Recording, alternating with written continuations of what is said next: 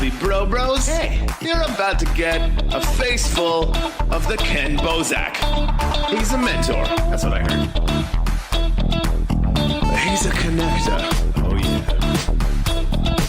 He's a brilliant leader. I've seen it. He's Ken Bozak. Oh, happy bro.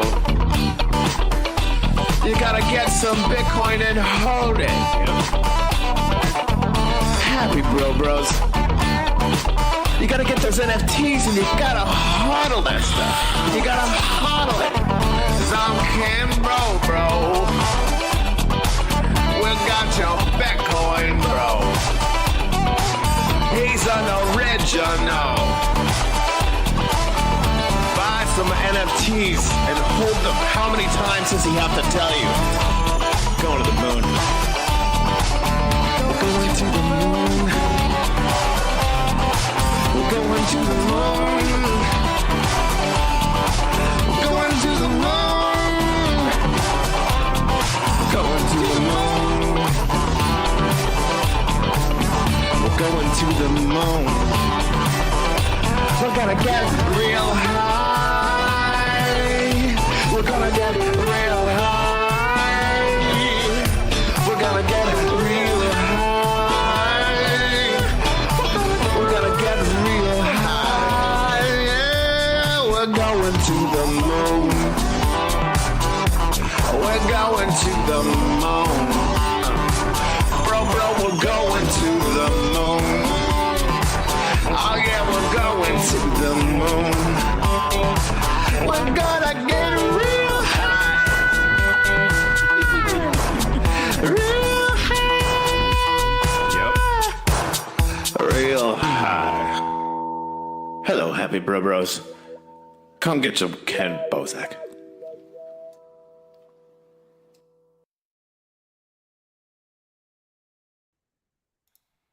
All right, we're live. Is this thing on? Yep. Mic check. This thing on. Testicles 1 2. Testicles 1 2. Russ will be here shortly in a few minutes, so we can filibuster until then. I wish I had a blunt to smoke with you. I can hit this though. Yeah. Hold on. Let me see if I can pull off a blinker because it's about to die anyway. What's the blinker? Okay. Damn. You gotta hit it until it blinks. Blinker. Yeah, it's pretty much dead. Damn. Yeah, I need to get a new vape. Taki mushrooms. Bro. I gotta hit up Stonies, bro. Stonies are the dudes who, you remember all those joints I had at the club? The joint box? Hell yeah. That was from Stonies, dude. Stonies. Yeah. They hooked you up with that? Yeah, I think it's stonies.io. Because I could put an order in or hit him up. STONIES. Yeah, you see, I set up my my cherry camera a little bit better because I like how like the mic is right there, the imaginary mic or whatever. You know what I mean? That's cool. A green screen mic. Yeah. Talking into it, yo. Yeah, that's why I have it set up like this. Like, this is perfect. Yeah. This is hilarious. Yeah, exactly. It's that's why I make stupid. Yeah. If you save this picture to your phone, you can show it to ChatGPT or whatever and ask it to make a new version of it and give it your different things and details like that you want in it. But like keep the logo, keep the microphone, but add this, change that, make it this theme, make it like this, whatever, and it'll change it for you. Can I change the change whatever you want? What about the O in the Bitcoin to a green Bitcoin Cash B? Absolutely, that'd be cool. Hell yeah. That's exciting. I'm about to do that for sure. That's exciting. Oh, that's so far. So how'd yesterday go? I guess we were talking a little bit about it, but we could talk about it on air before Russ gets here. You were at the Black Agenda TBA. Yep, the Black Agenda. That's TBA. Yeah, I spoke about Bitcoin Cash, and onboarded a lot of people. But like my presentation, it was my first time, presenting Bitcoin Cash, and it makes me realize like how much experience I lack in talking about crypto in comparison to you guys, because I hear y'all talk about it so fluently, and like it seems like y'all got a plethora of information to pull from, and at the same time I feel like I relied a little bit too much on my reference material, and I leaned on it too much, and I felt like when I messed up a little bit, and I'm just like, ah man, it just like I said, Yeah, but I stumbling told you through. that you should do a drive run, right? I told you like two And hours before or so. I did, You did? motherfucker. Yeah, you can. Yeah, Wow. I got footage of all of it too. Damn, Yeah, bro. man. Well, Bro, I trusted. I followed all recommendations for sure, bro. I do Like, feel you on the leaning on the reference material, though. I've done that a few times myself, and that's why after I think my third time on stage, I've decided never, ever, ever prepare for anything ever. oh, Yeah, oh, I've been on panels, I've done keynotes, I've done speaking presentations, I've done awards where I've given out awards to people I don't even know who they are yet until the screen behind me tells me, because like because I've learned the more you like prepare, the less you'll execute your vision because you already executed it in the preparation. It's almost like uh, saying something off air and we forgot to mention it again on air because we already said it, so we checked it off the box. So like in your mind, you're so prepared that box is checked off, and you don't ever actually get to it when you're on stage because in your mind you already checked it off 100 times before you got on stage. Me, I right, wing right. it every time. They're like, "Oh, Yeah, what am I here to talk about?" And I'm like, "Okay, cool. We're here to yeah, talk about raw assets. Let's do it." yeah. And you know what I think too, man? Honestly, I think the 15-minute time frame was a little bit constricting when it comes to like everything that I needed to speak about. You know what I mean? Because like it's a lot more that I could speak about in 15 minutes. You know what I mean? And I was just like, Yeah, I 15 knew I minutes is only hard. had, yeah, you know what I mean? Like, and I feel like I'm teaching people about crypto. You know what I mean? That don't know nothing about it. So it's like I got to start here. I can't. I feel like I didn't even have enough time to introduce myself. Like it was. Yeah. I had a lot of you know hindsight critique about it. You know, what I mean, I just watched it this morning and I'm editing the video. I'm just looking at myself Ooh, that's another thing I'll tell you. That's the last time you should ever watch yourself. like, what do you mean? Like Never do that. Don't do that to yourself, man. There's a I mean, oh reason. yeah. There's a reason. Like Mike Tyson never watched his fights. You know what I mean? There's a I reason. mean, Like you he don't. was that good though. What do you mean? Like But he knocked you everybody out. don't. You already did it. You already did it. It's done. Like that. It's only gonna psych you out. Man, I've done it. man. I hate the sound of my own voice. I hate seeing me on stage next to people. I don't know. It's weird. That's why the more times I got on stage, the weirder I started to get and shit. Wearing fucking skirts and dresses and like sitting crisscross applesauce on the chair. Or, dude, I sat on the floor. I've been on the panel where everybody sat in a chair and I pushed the chair back and sat on the ground and held the microphone while everybody else sat up on a stool. Like, just because I was like, yeah, I'm going to control the amount of like ridiculousness because no matter what it's gonna be outside Yeah, of it, right? So I don't know. I'm like yeah, remembering I got interviewed at a conference in LA where the guy said, "Can I interview you?" And I was like, "Yeah, if we can do it laying down on the ground." And he yeah. literally laid down on the ground next to me with a microphone, and his cameraman stood up and just filmed us laying on the floor while he interviewed Wow. me. I See, swear, dude, bro, that happened. that's fire, bro. I want to do stuff like that too now. Like, but But like, just that's bro, what I you, mean. You can't take it so serious. You just got to do you, fly, like you just breathe. Just make it like breathing. You don't prepare yeah. to breathe. Hey, that's crazy. I was just talking to somebody about breathing. They was telling me how breathing was such a hard work, and they have to think to breathe. Like, but it was a joke. You know what I mean? And I was just like, girl, get out of here. Yeah, that's an eyebrow raise right there. Like, what you talking about? You have to think to Right. breathe. Like, Like, yo, that's like an insult. Like, yo, you're so stupid. You have to think about breathing. exactly. What you that lazy that breathing is effort. It takes effort to breathe now. Fucking lazy motherfucker. That's crazy. Not to make light of people with medical conditions, right? Like I think like what Lyme's disease and an asthma and shit or whatever that might be a justifiable Right. reason, but Yeah. outside of that, people that are absolutely healthy are just like, yeah, man. It's just, Yeah, like, I'm sharing. breathing. I'm sharing this live real quick, bro. Gotta share it Russ said tomorrow. he'll be here in about 2 minutes. I kind of had a topic I kind of wanted to talk about with all of us. I don't know if y'all ever have anything you wanted to discuss, but I'll wait for Russ to get up in here. We've just been kind of filling the air until he jumps in. Dude, I made some chocolate milk earlier, bro. I haven't had chocolate milk in like 10 years. I feel like a kid again. Ha! So you put you squirted the syrup in it. Chocolate But it syrup. keeps getting on my mustache, bro. It's like the craziest annoyance. I hate I this. mean, bro, look how big it is. That's a I gotta pistachio. start. Yeah, I gotta start like twirling it so the hair. Like I might have to get like a cornrow A across my cornrow. mustache. Just one zip. You know what I mean? Like a little Iverson across the upper lip. A little Iverson is crazy. Hey, that's crazy. That's that right there. That's transcending influential right there. When you think of braids, you automatically think of Iverson. Like, you know what I'm saying? Like that's cultural impact right there, bro. Dude, Like I didn't even like basketball, but I fucked with Iverson hard. When I started seeing his interviews where he's like, "We're talking about practice," I'm like, "I fuck with that dude. I'm watching him tomorrow." Like, same thing with Terrell Owens. I didn't even care about football. I saw Terrell Owens in some interviews. I saw him catch a few footballs behind his back, like fucking Randy Moss, and I'm like, I fuck with that dude. Like, that's funny.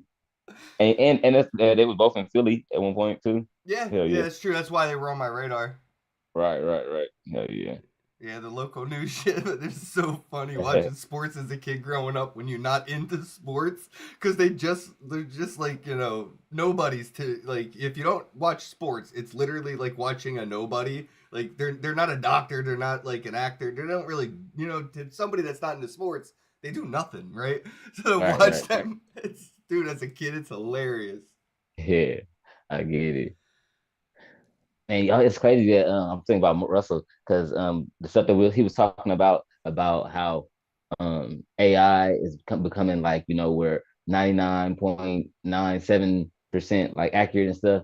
They talked about that the Black Agenda too. Like it was Oh, a word. lot of stuff that was like they talked about that was pertinent to AI and crypto and finance and marketing and like this like global networking and connections and resources. Like when I tell you, like my man was at the Vatican, like he about to be knighted.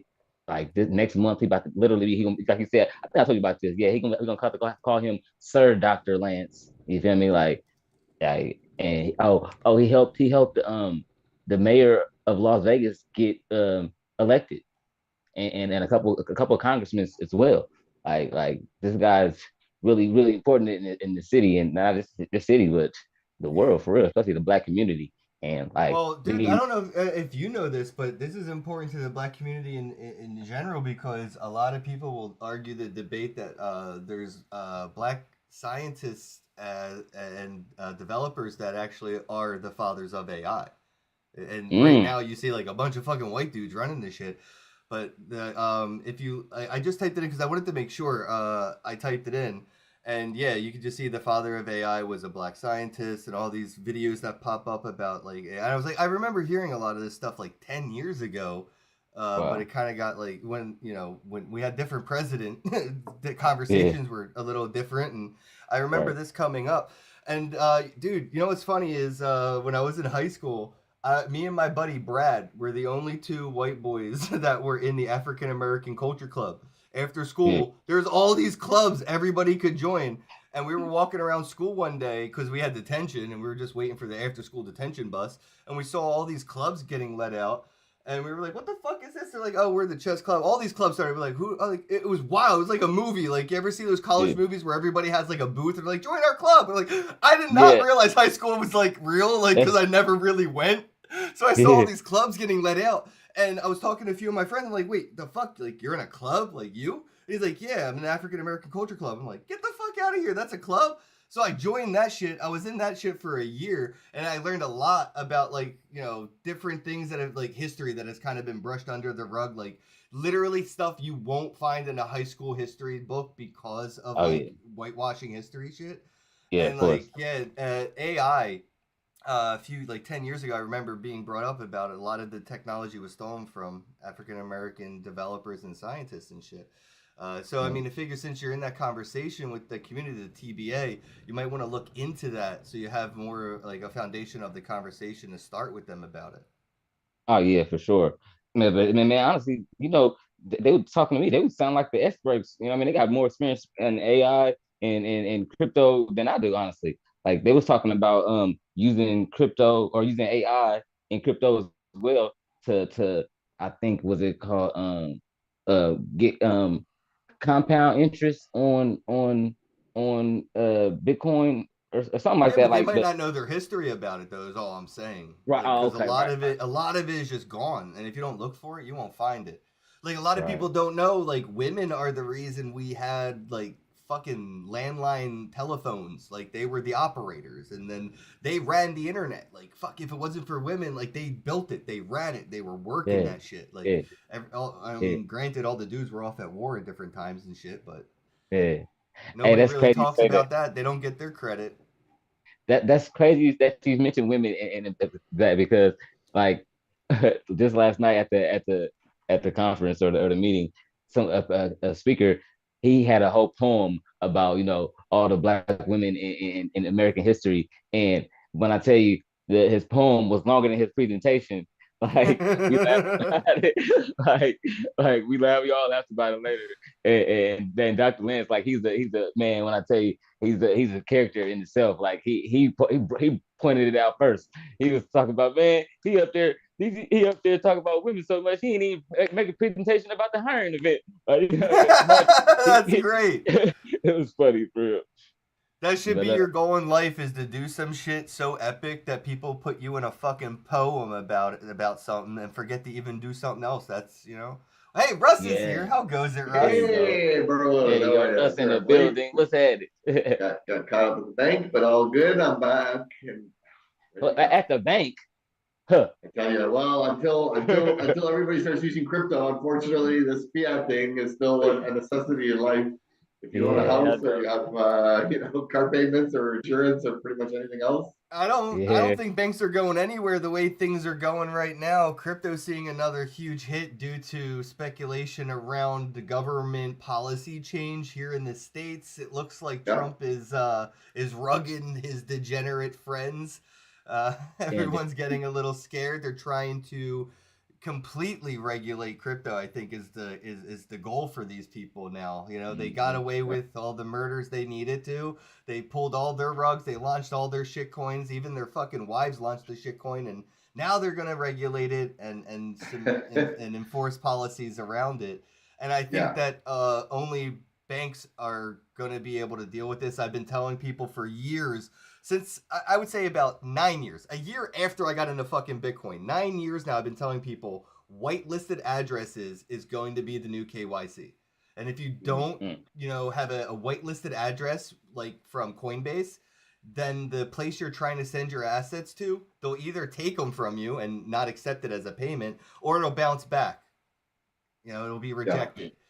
And I think that's what and they're trying to figure out now is how to go around and build up, regulatory frameworks in blockchain technology. Because you can blacklist addresses, you can whitelist, you can blacklist tokens. So if you're working under the table and your employer is paying you in Bitcoin and they find that wallet and that doesn't have KYC associated to it, then they're just going to freeze it like on the chain. It's Yeah. just blacklist it. Like it's funny that crypto has this narrative around it as being like used by criminals and used for money laundering, and it's like it's anonymous and this and that. Meanwhile, like USD, cold hard cash, is a million times more anonymous, and it is used a million times more in money laundering and proceeds of crime and things like that. And nobody calls for the banning of USD because it happens to be used by criminals. But it's actually, if you're a criminal, the last thing you want to do is use crypto because it's Like, it can be tied right back to you. yeah, as Ross and many others have found out, it's definitely traceable, trackable, and it's not nearly as anonymous as you may think it is. Yeah, I like the word you used yesterday. Was it pseudonymous? Pseudonymous, yeah, exactly, right? Like, Yeah. and that's it's the equivalent of an email address, right? Like, so it's anonymous in the sense that it doesn't directly disclose who the person is behind it, but it can be associated with a person and follow that person, and then if that, like, that's what happened with Silk Road and with Ross and everything. The wallets were tracked, and then it's not difficult using ISPs and MAC addresses and things like that to trace where somebody is actually accessing that wallet from, what internet connection, and then from there, you set up a sting and you bust the guy, right? So it's easy enough to do, and like I said, if you ask any criminal what they'd like to be paid in, they'll tell you cash because it's a lot easier. Yeah, I don't to I lie. don't see I don't see in 3 million emails that have been publicly released about Jeffrey Epstein. I don't remember anybody ever mentioning a Bitcoin address that he sent for payment to anybody. I don't know Right. about a Bitcoin address. I mean, he does talk a lot about using crypto, especially Right, with but he's feedback. not like saying send me money for the pizza and jerky to this Bitcoin address, right? Right. Yeah. Sure. Because that would have been the most obvious thing to do if they, you know what I mean, if it was criminal activity and it was easy to use for criminal activity. Like, Yeah, exactly. He's so knowledgeable about the technology. If it was so good for illicit uses, you'd think he would have used it if it was that good. Like they caught fucking Ross at a library. Right. Like, so. Yeah, you think they're not going to catch you working under the table? Like this is just this is the domino effect. Like if they can link it to whoever, right? They'll link it back to, and that's what I mean. People are trying to do tax evasion with this shit, and I think this is going to hit the middle class and lower class that are dabbling in cryptocurrency and stuff. It's eventually they're going to go for the low hanging fruit first. Like the president of the United States, while running for president, made a joke about not paying taxes. Like, they don't go for the fucking big bags when it comes to taxation. They go for the everyday person. And the average person that's getting involved in crypto, Coinbase is keeping track of everything, and they're eventually going to start snitching on people that don't pay their taxes. And I think that it's going to hurt. Yeah. It's going to hurt everybody that's in the lower and middle class a lot more than it's going to hurt the 1%ers that are investing in Bitcoin and not paying taxes on their gains. And I get exactly what you're saying too, because like all the money that I get in Bitcoin Cash or any kind of crypto, I got to take it to a Coinbase or a Venmo account, and then that is directly attached to my social security number or whatever. So like I have paid taxes on or money that's verified that through the transactions. Like, you know what I'm saying? It's showing me getting thousands of dollars in crypto. They're gonna want their tax out of that eventually. Like, and I wouldn't be 37%. 37% in short-term capital gains, and I'm pretty sure that's how they look at crypto, as capital gains, and it's first in, first out. So if you were to get Bitcoin Cash at $10 and you didn't spend it until it hit $500, but you just bought some Bitcoin Cash the day it hit 500, and that same day you spent the same amount you just bought, the 37% capital gains is based on the difference of the $10 to 500, not what you just bought today. First in, first out. Yeah. Or last out. First in, last out. The second you need to buy something at a vendor that doesn't accept Bitcoin Cash, you are effectively selling your Bitcoin Cash for fiat, and at that point is when the capital gains tax hits. And whatever the cheapest you bought, the first Bitcoin Cash you ever bought will be sold at that price. Yeah, that's why we got to get people to accept it for what it is. Exactly. Because I was it's a just about to barter say that. economy at that point. It's barter, and that's not taxable.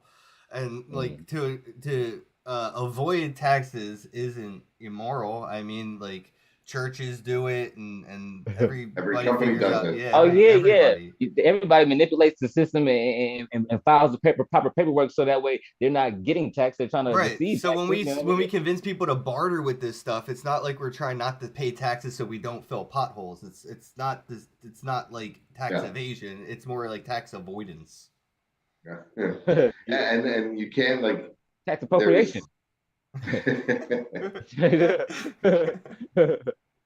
the problem is that when to convince a vendor to accept Bitcoin Cash at the retail level means that they then get hit with the tax, with the capital gains tax, when they need to buy supplies or products from the wholesalers. Most of the wholesalers aren't going to take it. So at some point, that Bitcoin cash, that crypto has to be turned into cash. And at that, whoever does that is the one that's getting hit with the taxes. So it's a domino effect. It's a lot easier to get vendors to do it if they know that they can buy everything they need with that same crypto. But then you need the wholesalers, you need the suppliers, you need all the middlemen to accept it, and only then can you start talking to individuals, consumers, retailer, at the Yeah, retail I've been saying level. for years we need to get the supply chain to start. It needs to be like a Correct. top down.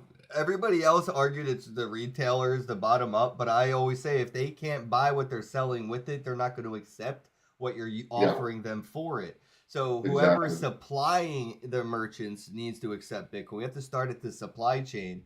And that's where I think the technology will encourage that more than the currency, where they could track this stuff on the trucks, on the ships, on the airplanes. All that stuff is being tracked by internet and the Internet of Things. But all those Mhm. things are flawable or manipulable or hackable. They glitch, right? And like none of those things are really transparent either. Like if something were to go wrong in the food supply chain, they don't know who forgot to refrigerate that beef. All they know is it gave people a disease when they ate it after they bought it at the supermarket. When you start Right. putting that data on the supply chain, the freezer temperatures and all those Internet of Things, the data that it records is permanently on a blockchain. Once they start using Right. the technology for that reason, the same way they already use internet as a technology, then they can start using the technology as a currency.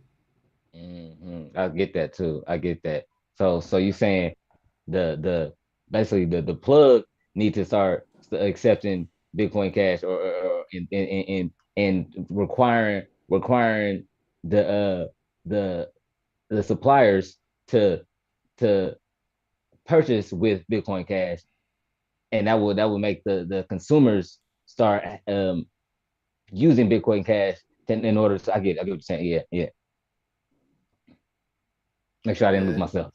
Yeah, it's yeah. almost it's very similar to how like the diner club card thing took off, but almost kind of backwards because in a way the diner club card thing really took off because people that had a lot of money decided they were above writing a check, like it was beneath them to write a check. They have too much money to be writing checks when they're in line to buy things.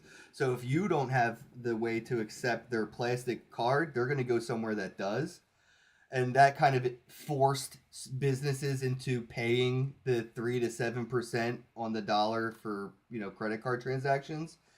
Now when they start to see they can get away from those transaction fees, they don't have to worry about chargebacks, they don't have to worry about like fraud in the sense of like, I call my bank and say, hey, somebody stole my credit card and bought this car with it. Now you're out of a car and you're out of the money, right? And then you probably get a fee on top of it, so you're really out of it. Once they catch on to that side of things, it'll pick up too. And it's not like banks are getting any better. It's not like banks are trying to figure out how they can make the quality of life better for their customers. Right, right. They're We trying don't to get have to more money out. worry about banks competing with us in that sense. Right, right. Because they can't really, like in reality, like the technology, the banks can't really compete with the technology for real. Like, Not and, unless and they adopt it and then they make you use their versions of it. Like that can all be done. It's right, difficult right, though. Like you see the hesitation behind central bank digital currencies. That it really goes against the whole ethos. The fact that the mere fact that currency is digital doesn't make it cryptocurrency. The reality is that if you take all of the all the money you could hold in your hand in the entire world, like all of the bills and all of the coins, and you add it all up, you get about $9 trillion. If you add up all the checking and savings accounts and money market accounts for everyone around the world, you get over $100 trillion. So as it is, more than 90% of all the money that's used in the world only exists digitally. Doesn't exist like if 10% of people all went to the bank at the same time and said, "Give me all my money in cash," the entire global financial system crashes instantly. That's all it takes. Because at best, we don't even have 10% of all the money in the world available in bills and coins. So, most of the money, same more thing than may be 90%. said for Bitcoin, Russ, too. Because of all the derivatives of it, there could be a run on Bitcoin. There's so many derivatives on Bitcoin that there's way, way more than 21 million Bitcoin now. There's more than 21 million Bitcoin that exists right now, this moment, because of the fucking derivatives. It's insane.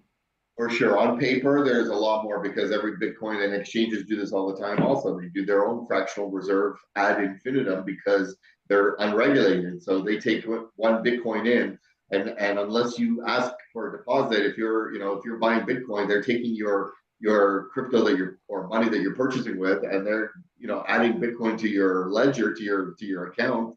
But only when you actually go to withdraw it will they often go to a third party and buy that Bitcoin just to fill your withdrawal order, because they don't actually hold that Bitcoin. Like, they're so overextended. And this is what we see with FTX and with some of the others, when all of a sudden there's a run on withdrawals, the system collapses and you can never recover. But my point being is that most of the money in the world, more than 90% already, is digital only. So that part is easy, but it's the immutability that all that money is still manipulatable by people, like we talked about yesterday, sitting in a room making decisions that are terrible for you. Whereas in the digital currency that we all love is immutable and transparent, and there's no possibility of manipulation. There's no possibility of fraud. You cannot issue more Bitcoin. You cannot issue a fake Bitcoin. You can't counterfeit it. Like, there's just so much to like about it. And again, this idea, like, everyone that first enters the space has to adjust to the concept of a non-custodial wallet. But it's only because custodial wallets are the way the world works and has worked forever. But why? Like, that's the opposite of, like, non-custodial wallets should be the default. Everything should be owned and managed by the people who own and manage those assets. Like, why do we give all of our ownership and all the control for everything? For security. For security, that's the selling point, right? Like, what if you forgot your password? What if somebody comes into your house with a $5 wrench and they beat your private keys out of you? Now how happy you are that you had a ledger instead of a Coinbase account.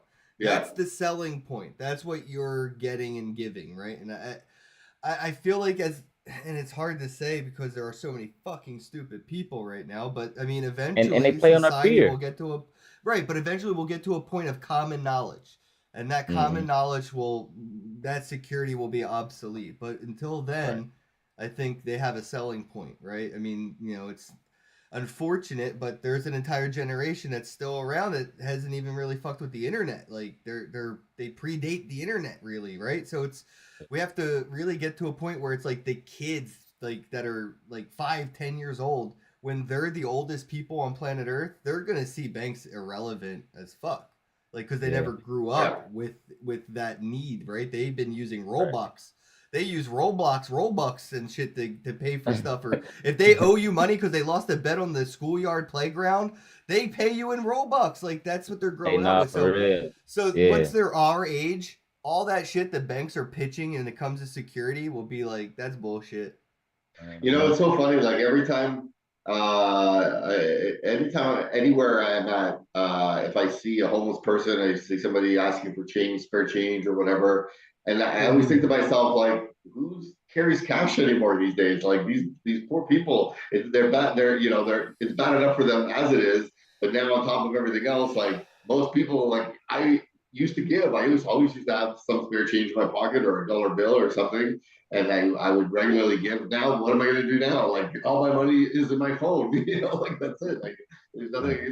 Can I tap you somewhere and transfer you some money because that's the only option, and it's only getting cash is being phased out, and that. And again, like, the whole point is imagine like when governments when they take back freedoms, when they take freedoms away under the guise of security, they never give those back. And we saw that 25 years ago with the Patriot Act after 9/11, and all those freedoms we're still taking our shoes and belts off at the airport 25 years later. It's the Freedom Act now. They rebranded it, just so you know. Everything. It's just but that's the thing, like more and more, and with COVID, everything that happened during COVID is permanent. Like no matter what, like governments do not give back control. They do not give back power.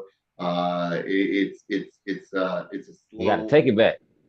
And so, is it any surprise, that when it comes, like at the end of the day, currency, if you think about it, it's really the only control that governments have over their citizens. Like, yeah, okay, the U.S. has a great military, but if theoretically, if all 370 million people rose up at the same time, even drones and whatever is not going to save the there's only so many military bases. If they get overrun by millions of people, like at the end of the day, that power. So my point being is that currency is like the fact of maintaining value. It's really the last bastion for governments to control their people, and that's one of the reasons why most governments typically have looked at Bitcoin as an existential threat, because it takes away that power, that freedom, and so.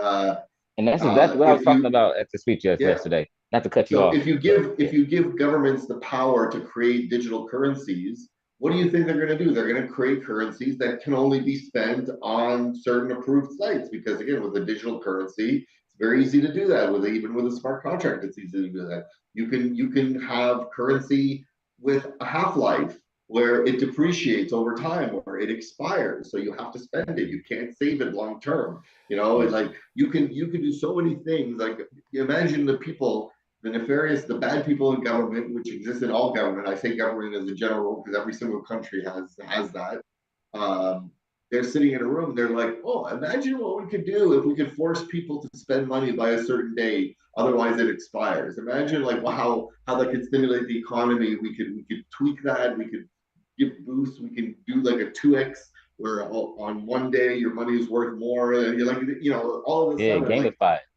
So, yeah, exactly, right. So, like, it's no wonder that people who understand the difference between fiat and what Bitcoin represents, they cringe at the idea of CBDCs, of central bank digital currencies, because of this possibility of manipulation.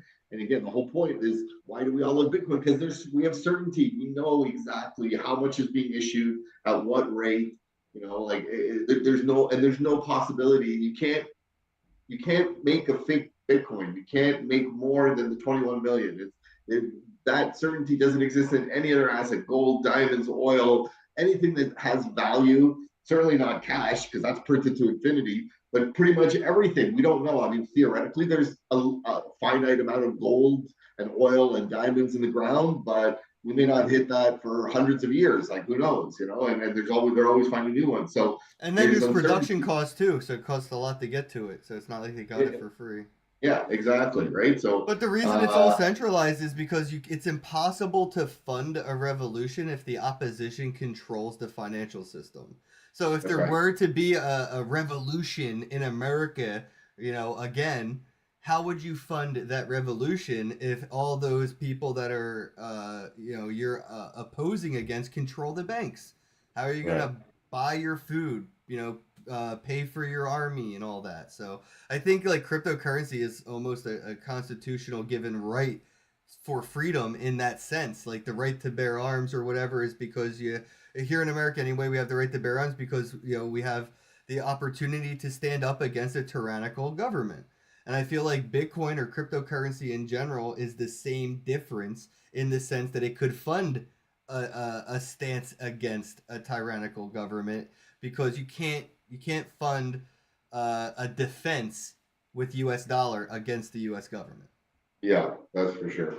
And you're right. Like at the end of the day, Makes sense. if even if you can be identified, unless the government shuts down the internet in full, you can't really block somebody. Like you might know that such and such person is controlling this wallet, but you still can't stop that wallet from interacting with from sending or receiving Bitcoin from other wallets unless you shut down internet access to that wallet. Even that won't work because we have transactions now over CB radio. I think I've seen people. Yeah, Mesh. I've seen a lot of I've seen offline transactions now. Like there's crazy shit, man. It's like we're getting fancy with it now. So that's what I'm saying. Is like you can't. You're asking the wrong people how, bro. You're gonna have to get. I was gonna say, what about CB radio? So you talk the transaction like what you speak the code. Beep beep the beep beep the beep beep the beep, and that's basically the ones and zeros that are in the transaction. Yeah, it's crazy. Right, that's crazy. And that's crazy. But yeah, with transaction confirmed, like something that you could never do that with $1. Like, you know what I'm saying? Like that's fire. Like, man. So even in the apocalypse, you should still be able to get to your bags. yeah. Bitcoin is apocalypse proof. That's for sure. I mean, well, even if it isn't like the last, the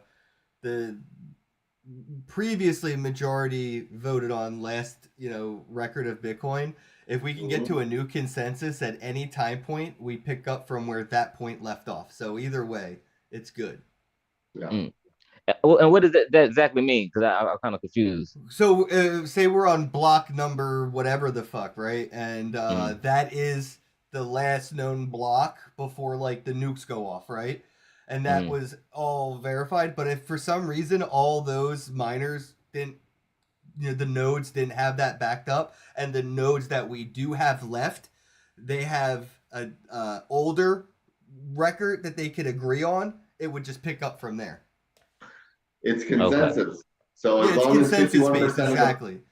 As long as 51%, whatever 51%. It would basically be a fork in a sense. It would fork, but it would be a new consensus. So it would basically be like a Bitcoin Cash situation. So as long as 51% of the network agrees, that becomes the law as far as blockchain is concerned. Even if it's fake, that's how 51%. Yeah, exactly. That's how the attacks happen. Right? I love how you said that, though. I'm such a nerd. That's so funny to me. Yep. I'm over here trying to act like I get the joke. That's why I'm laughing at myself. I'm like, I'm such a nerd for even laughing at that. That's awesome. Damn, we're corny. I was thinking last night before I fell asleep about immortality, AI, and blockchain and all that stuff. And I was curious, like, I know you, Russ, you've been playing with it a lot, especially with like Parallax. Do you think you could get to a point in where you would be comfortable saying that you could clone yourself into an AI, where like the AI is essentially like a mirror of you? Where you'd be talking to yourself, essentially, like having a conversation with yourself in your head, but out loud? So it's interesting because I've had this thought, but more as it relates to immortality, where if you wanted to, you could have it so that the second your biological body dies, your synthetic body turns on, and all of your consciousness is just transferred from one to the other. But the question really comes down to what makes you, right? Like what could be downloaded, and assuming that we could do at the atomic level, imagine we could do a 3D model, atom by atom of your brain. If you recreated that and were able to put it into a substrate or connect it to a body that would actually turn it on and the electricity would start flowing through that brain, would that brain contain you or your consciousness, right? Like, so then it's all of our memory. What makes you? It's your memories. It's mainly, I guess, really when you think about it, it's your memories. It's your collective lived experience that makes you who you are. And your memories are simply neurons configured in a certain way. Like it can be reduced to, and it has to be, we are physical beings. We're not ephemeral. We're not, wizards or whatever. Like we're not ghosts. So our brains are atoms, in a particular coordination. And so if you can recreate that, like on Star Trek, the holodeck, right? When they would transfer down to to another. Started.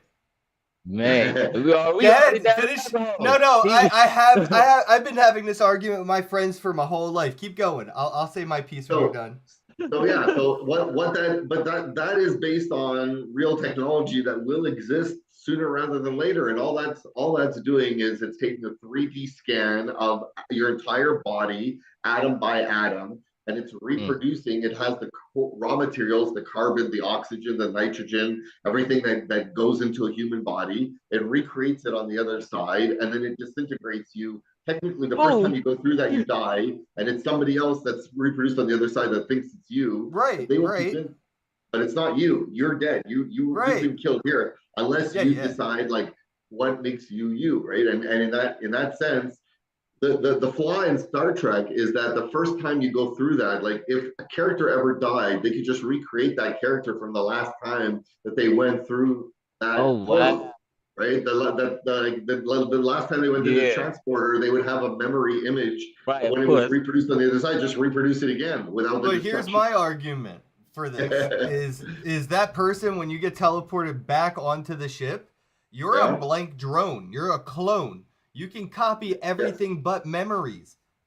Neurons. I think I just looked up because I don't know if it's so. It is a debate, but if neurons are quantum, if consciousness is a quantum experience, that cannot be copied and pasted, because when you observe something that is quantum, it is static. So you'll get a static copy of a quantum thing, almost like taking a screenshot of a YouTube video and then saying, watch this movie. It's a fucking screenshot of the entire movie. It's a quantum snapshot of something. Yeah. So you got a vision of all the ones and zeros in a static state, but you didn't get the quantum view of all the ones and zeros that are constantly in the background. Experience of the life of the memory. So consciousness cannot be reproduced. It cannot be copied because it cannot be observed. Once you look at somebody's memories at that observable level, it is a picture. So in a sense you could, but it would have to be like a trillion quantum snapshots of that person that then gets put into a 3D printer. Yeah, exactly. And that's still only that many additions of the quantum you. So you may not have the, biting your fingernails trait anymore because that wasn't copied into the teleporter. Like it didn't get so I don't know. I think of consciousness as like this quantum thing that exists outside of the fourth dimensional reality, time, space, like whatever. Of course. So I don't think memories can be copied. I think you can be cloned. It'll be like it'll be like nature versus nurture, though. It's going to be a new you. Who knows what that's going to do? So that's right. But that's then the whole point of the transporter would fail, because if you had to relive, if you ended up on the other side as essentially an adult newborn infant with no memories of whatever that person experienced, that would be no good to you're no good to yourself or to anybody else at that point, right? So I don't think teleportation is going to be a thing. I think we'll have the printer where it can print things, so there won't be a need to teleport. It's not like you're going to have to teleport a bunch of apples to the moon. You'll just have this printer that pulls the atoms out of the environment and builds you apples. The replicator, like when Captain Picard would say tea Earl Grey hot. So there's no reason to teleport you. You would just send a replicant of you to that planet, and then your you would just stay on the ship and not be a dumbass and go die. Yes, very good point. And the replicators, that is with nanotechnology, will be solved. And like we talked about before, once you can take carbon atoms out of the air and rearrange them and spit out diamonds, that's what will lead to a post-money world and society, because once replicators are a thing, you can create food, you can create diamonds, you can create anything you want. Money is no longer I mentioned relevant. this last time. You know, you could buy a printer and you could buy a printer cartridge, but the printer cartridge has a chip in it that says if it isn't used by this date, turn off. So even if you have half of your ink still left in the cartridge, it doesn't work. And that's because of licensing. So those replicators will be owned by Elon Musk. It'll be some SpaceX licensed technology, and you won't be allowed to replicate a replicator. Yeah. So whoever sells replicators is going to rule the universe. Yes, that's for sure. And imagine you could replicate guns and ammo and bombs and anything hand grenades, nerve gas. You can't 3D print guns anymore because the 3D printer companies were forced by the government to put a chip in the 3D printer that recognizes the technology that you're trying to print as an illegal thing. The same reason you can't go to a photocopier and copy a $20 bill. It'll come out as a black image because the printer said, nope, I'm not allowed to print that image. The technology is limited by its protocols. So, like, there's going to be a lot of arguments along those lines that are, it's like, you know, the right to repair and the DIY communities, it's going to become like that. That's going to be the next revolutionary war, the right to build your own replicator. Revolution. They're taking apart their iPhones and their Teslas and putting them together into replicators. It's an iTesla, bitch. It's a Tapple. But yeah, no, I was thinking about it. Like, it would be cool, but that quantum aspect of consciousness really fucks me out when it comes to being able to, like, say that this AI is a version of consciousness for me. Ken, if that's the case, though, then do you believe that AI is incapable ever of having consciousness? That it is no. When we achieve quantum computing, I believe the first quantum computer will be the first conscious sentient computer. Oh, I see. So you think it's just a question of processing power and compute ability? Yep. When it can be when computers reach quantum, that is the same, I believe, the same state as you being able to daydream while having this conversation with me. You're thinking about something else, being on the beach. You're visioning it, you're hearing it, you're seeing it, but we're still having this conversation. You can multitask in reality as well as metaphysically in your head. You can do two simultaneous. And then you could also have different thought processes, memory, pullbacks, that's all quantum. And I think when AI gets that level of technology, it'll be as capable in the same physical sense as our brains are capable in a physical sense of being able to manage doing physical tasks while also thinking in the background, completely separate, and then associating it to what it's doing in reality and disassociating it. That's quantum. That's you breathing subconsciously. That's you blinking subconsciously while also consciously having a conversation. People don't realize blood flow. You don't die if you stop thinking about your heart pumping. Think about what happens in one breath. You inhale, the oxygen goes, your lungs have to take the oxygen out, put it into your blood. Your blood sends it to every cell in your entire body. It gives the oxygen, it takes back the carbon dioxide, that comes back to your lungs, and you exhale the carbon dioxide. And all of that happens, your brain is controlling all of that without you even realizing. And you're right, like not even thinking, you don't feel your toenails growing right now. Can you imagine how distracting that would be if you had to consciously acknowledge the fact that your toenails are growing right now? Yeah. But you can subconsciously ignore that. You're quantumly acknowledging it. I don't know what the exact number is. Maybe you can ask your AI, but I believe like the human brain operates at something like 300 trillion calculations per second. Where we smart. Man, quantumly. Yeah, like it happened because every chemical process in your body, think about what your brain is regulating every split second that you're alive to keep you alive. Dude, just think about cell death.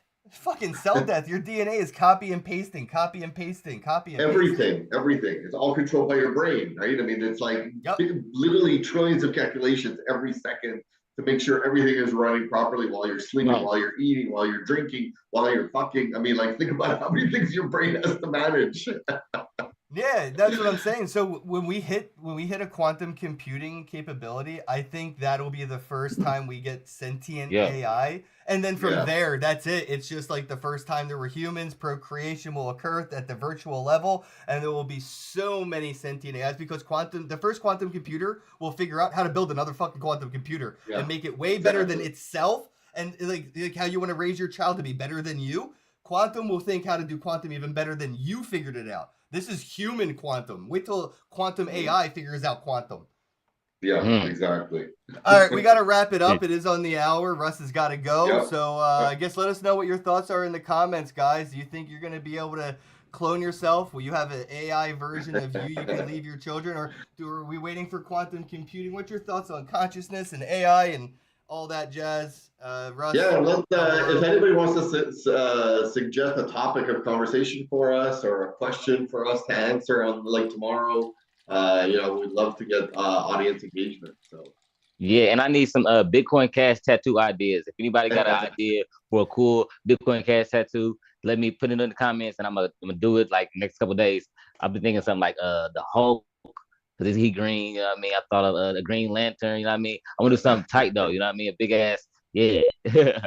All right. all right, guys, I'll see you tomorrow. Have a great day. Have a day. Bye. Bye. Hello, happy bros. Hey, you're about to get a face full of the Ken Bozak. He's a mentor. That's what I heard. He's a connector. Oh, yeah. He's a brilliant leader. I've seen it. He's Ken Bozak. Oh, happy bro. You gotta get some Bitcoin and hold it. Happy bros. You gotta get those NFTs and you gotta hodl that stuff. You gotta hodl it. 'Cause I'm Ken bro. We got your Bitcoin, bro. He's an original. Buy some NFTs and hold them. How many times does he have to tell you? Going to the moon. We're going to the moon.